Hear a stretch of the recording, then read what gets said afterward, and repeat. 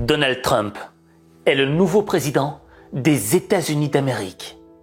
Mais le plus choquant dans cette histoire, c'est qu'il était censé perdre. Mais il a été sauvé par une arme secrète. Et si tu veux la découvrir, regarde ça.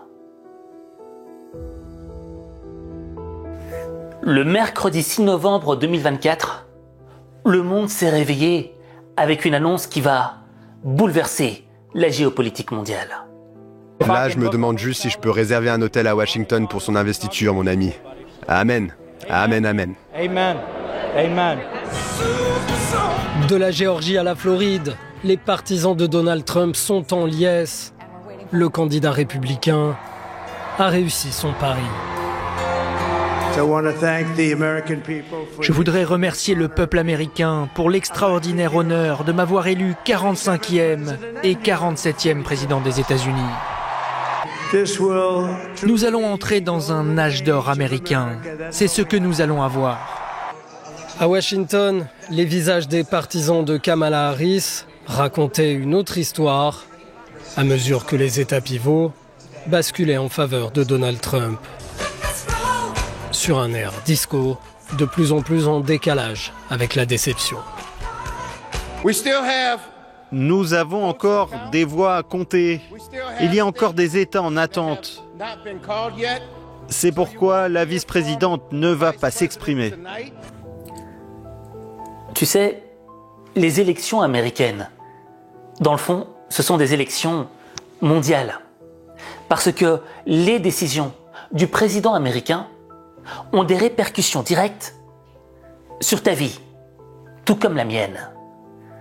Et tu vois, moi, le truc qui m'a le plus choqué dans cette histoire, c'est que tout avait été planifié pour que Trump perde.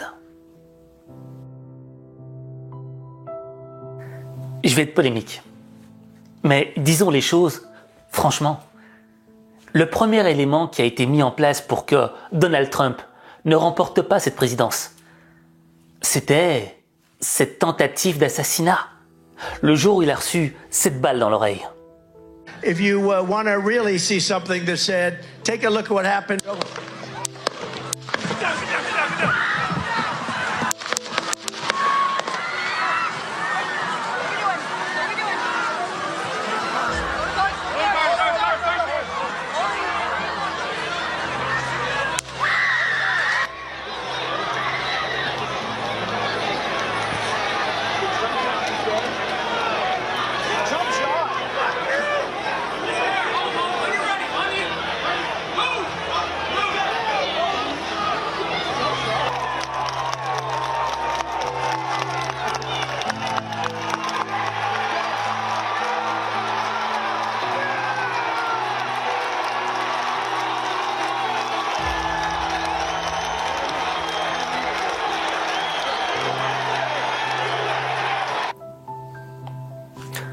Le fait que Donald Trump ait survécu lui a permis de capitaliser sur cette tentative d'assassinat. On me veut du mal parce qu'on ne veut pas que je sois président. Parce que si je suis président, je vais changer des choses dans le pays. Et les démocrates ont senti le roussi. Et ils ont décidé d'adopter une stratégie qui semblait être gagnante. Remplacer le candidat à la présidentielle, c'est-à-dire remplacer Joe Biden par Kamala Harris.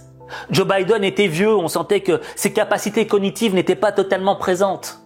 Tandis que Kamala Harris, elle est plus jeune, elle est souriante, elle a l'air sympa.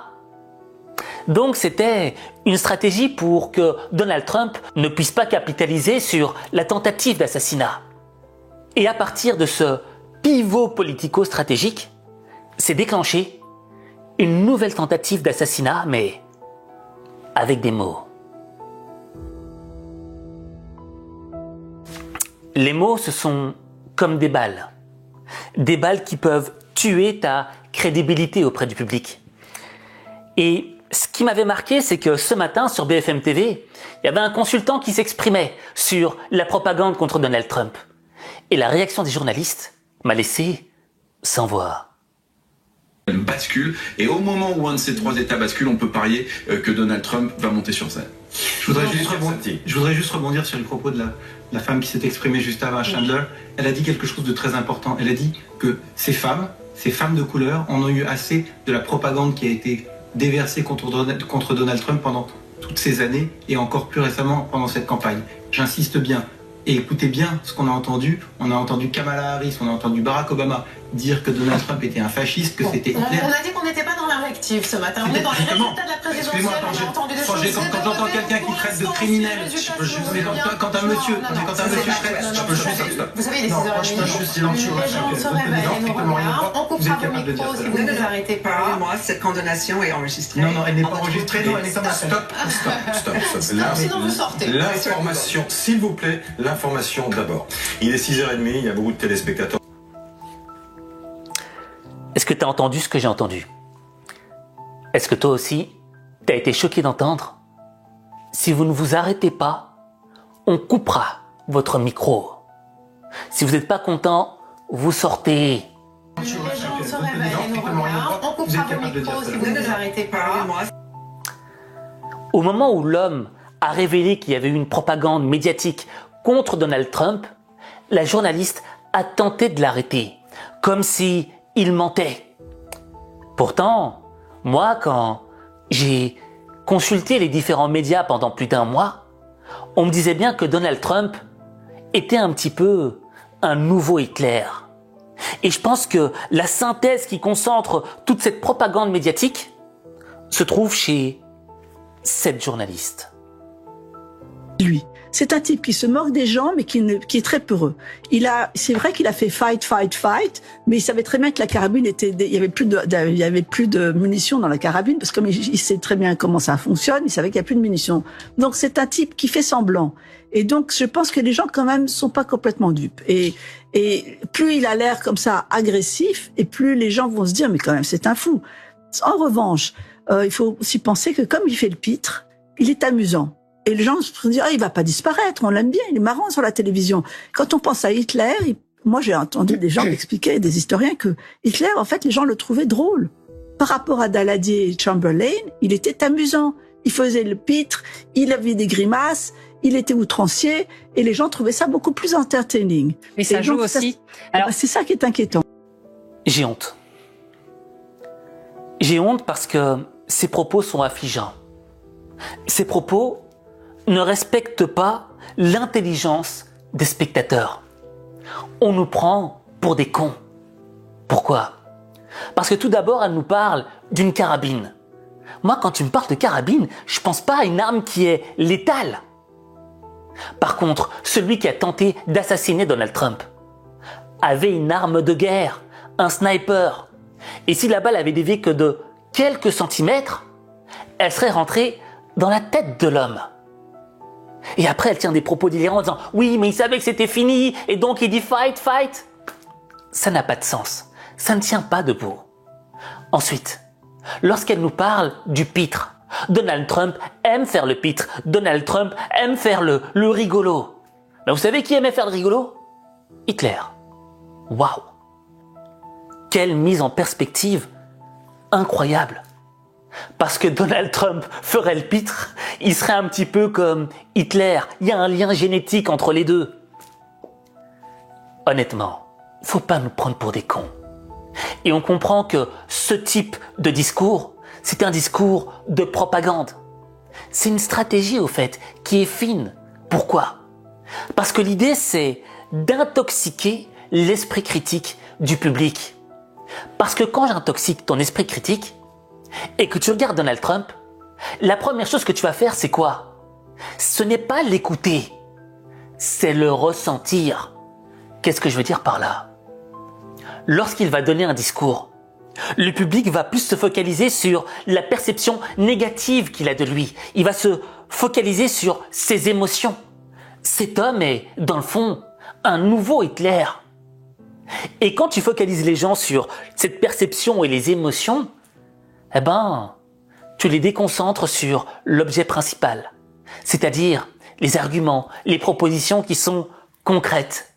L'idée, c'est d'endormir la conscience pour laisser l'émotion sur un bouton on permanent. Raison pour laquelle la propagande a pour objectif de détruire la perception qu'on a de l'adversaire politique.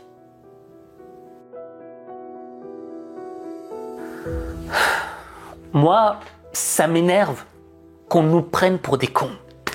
Comme si on n'avait pas un cerveau, comme si on était des demeurés, des attardés mentaux. Et le problème, c'est quoi? C'est que cette propagande, elle n'était pas subtile. On la voyait en grand. Tu vois ce que je veux dire? Si seulement c'était fait de manière subtile et élégante, peut-être que ce serait passé. Peut-être que je me serais laissé intoxiquer. Mais là, c'est vraiment nous prendre pour une bande d'idiots. Et tu sais, dans le fond, ces types de propagande, c'est ce que j'appelle des mines intellectuelles. Tu vois, une mine, c'est quoi? C'est un genre de bombe qu'on place dans le sol. Et quand tu marches dessus, ça explose. Et en réalité, l'objet de ces mines intellectuelles, c'est quoi? C'est qu'on est tout simplement une perception négative de ta personne. On doit te voir comme un monstre, comme quelqu'un qui est infréquentable. Et ça, c'est une technique qu'on avait appliquée sur feu l'avocat Jacques Vergès. Il voit un lien de continuité dans votre carrière, c'est-à-dire Klaus Barbie, Carlos, qui était terroriste pour des... Mais là, vous parlez de Carlos, non, je ne suis pas l'avocat. Non, mais tous ces gens-là, ils ont un certain antisémitisme quand même. C'est ce qui les relie. C'est ce qui les relie. On vous a souvent accusé. Ah non, écoutez, alors là, si vous le prenez sur ce ton, l'entretien est terminé. Non, mais... Non, parce que ce chantage, non, mais je dis pas ne l'admets pas. Mais je dis pas que vous... Non, mais vous l'avez commencé, alors ce chantage, je ne l'admets pas. Non, mais je dis pas que je ne donne pas d'interview sous la terreur. Mais je fais pas de terreur, là. Si, vous avez soulevé un problème qui n'existe pas. Mais justement, vous répondez, c'est très bien, c'est parfait. Mais vous... Bon. Vous répondez, c'est très bien. Non, ce système de terrorisme intellectuel, je ne l'admets pas. Et la question que vous venez de me poser vous élimine en tant que journaliste honnête. Allez-vous-en. Mais... Non, allez-vous-en. Partez. Je ne veux plus vous voir. Ne me forcez pas à appeler la police ou vous mettre dehors. Foutez le camp. C'est parfait. Allez, ça suffit. Vous n'êtes pas chez vous ici, je vous ai dit de partir. Vous tiendrez vos discours dans la rue. T'as vu la réaction de Jacques Vergès? Admirable. Pourquoi? Parce que tu vois, le journaliste, de par sa question tendancieuse, veut le guider discrètement vers son piège, vers sa mine. Si Jacques Vergès avait répondu à sa question en lui disant « Non, mais c'est totalement faux », il serait tombé dans le piège parce qu'il aurait marché sur la mine. Et la perception qu'on aurait de lui, même s'il venait à se défendre, serait légèrement négative. On aurait des doutes. Il n'y a pas de fumée sans feu. Peut-être qu'il l'est, mais un peu. Mais Jacques Vergès a compris la technique du terrorisme intellectuel, le chantage qui s'opposait à lui. Et au lieu de marcher sur la mine, il a décidé de faire un pas de côté et de continuer à avancer.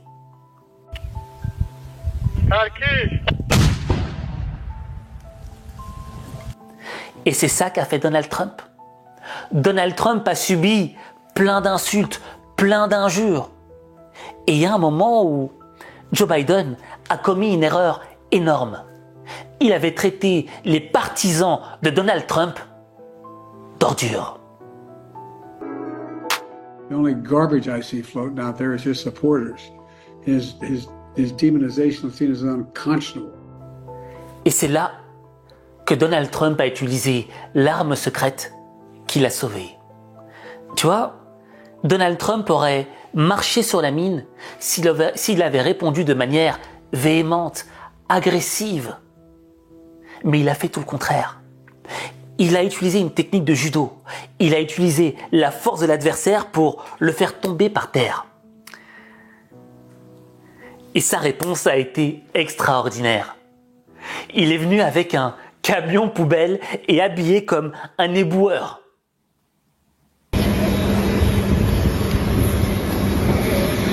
How do you like my garbage truck? This truck is in honor of Kamala and Joe Biden. Et après, il a répondu ça à Joe Biden et Kamala Harris. 150 million people are not garbage. I can tell you who the real garbage is, but we won't say that. Kamala and Joe call all of us, and them, even them, garbage. I call you the heart and soul of America. You are the heart and soul. You built our country. You know, you built our country. You built it. Far more than they built it, I can tell you that. You built it. And by the way, I want to thank all of our incredible sanitation workers all across America. Il traite 250 millions de personnes d'ordures. Et c'est moi qu'on compare à Hitler? Une ordure, c'est quoi? C'est un élément qu'on élimine, dont on se débarrasse. Donc dans le fond, vous souhaitez vous débarrasser de 250 millions d'Américains. Mais vous êtes encore pire qu'Hitler. Tu vois le truc? C'est ça l'arme secrète. C'est que lorsqu'on t'invective, lorsqu'on cherche à te dénigrer, à te décrédibiliser, la réaction qu'on attend de toi, c'est que tu commences à t'offusquer, à te victimiser, à te justifier. Et quand tu fais ça, tu marches sur la mine antipersonnelle et t'exploses. Toutes les perceptions négatives, tous les doutes s'accrochent à ta peau. Et quand on te regarde, on n'est pas sûr de tes réelles intentions.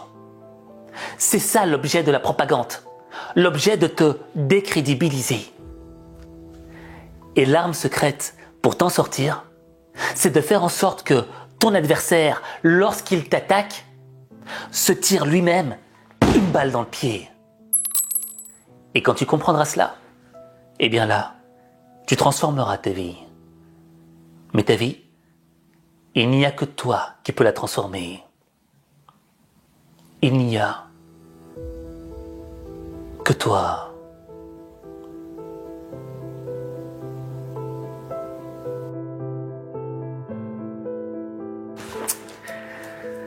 Ce qui me rend le plus triste dans cette histoire, c'est que les élections présidentielles de la première puissance mondiale se basent sur des arguments de niveau d'école maternelle. Ça en dit long sur le monde. Mais cette vidéo, je veux qu'elle te serve d'outil d'intelligence émotionnelle. Pourquoi? Parce que dans ta vie, tu vas rencontrer des gens qui vont te haïr, qui vont te détester du plus profond de leur tripes. Toi, tu comprendras pas pourquoi. Souvent, c'est basé sur des choses irrationnelles. Et ils vont commencer à te titiller, à te lancer des pics, à t'insulter, t'invectiver, te mettre des bâtons dans les roues. Et si tu réponds de la mauvaise manière, tu vas marcher sur une mine et tu vas exploser avec. Raison pour laquelle je veux que tu utilises l'arme secrète qu'on a appris dans cette vidéo. Et pour qu'elle reste ancrée dans ton esprit, je te demanderai d'écrire judo en commentaire. Je répète, judo. L'idée ici, c'est quoi? C'est que tu te rappelles que lorsque quelqu'un t'insulte ou t'invective, faut pas que tu rentres dans son piège, mais faut que tu utilises la technique du judo qui consiste à utiliser la force de l'adversaire contre lui.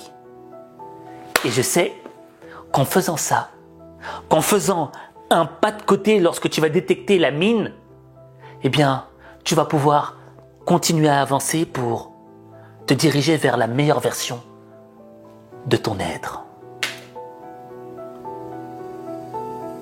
Tu veux augmenter ta confiance en toi?